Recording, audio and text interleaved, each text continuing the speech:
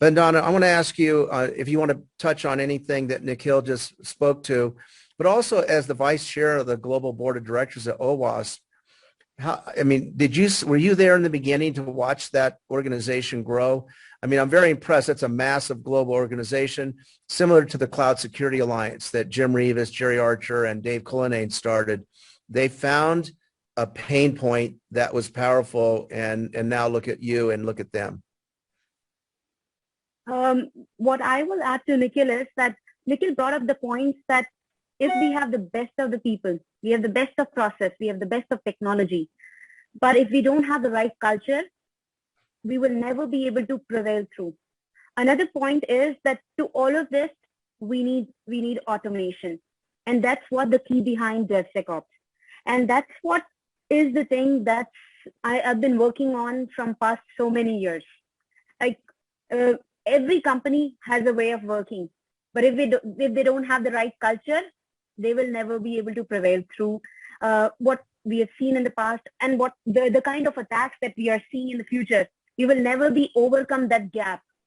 Another important point is that when the hackers are, or when the attackers, not the hackers, we all are hackers, but when the attackers are super smart, we have to be future ready. And if we are not future ready, we will be in trouble. And that's what DevSecOps, agile way of thinking helps. And DevSecOps is not just doing with the applications, but we can also embed multiple things to it. We can perform DevSecOps in multiple or various ways. Now we're talking about the DevSecOps in cloud with different cloud vendors and whatnot. That's what my experience is.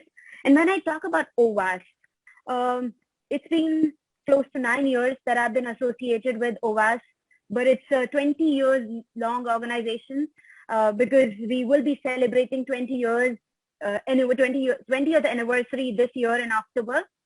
So I've not seen it growing, but from past 9 years, I've seen myself growing with the organization.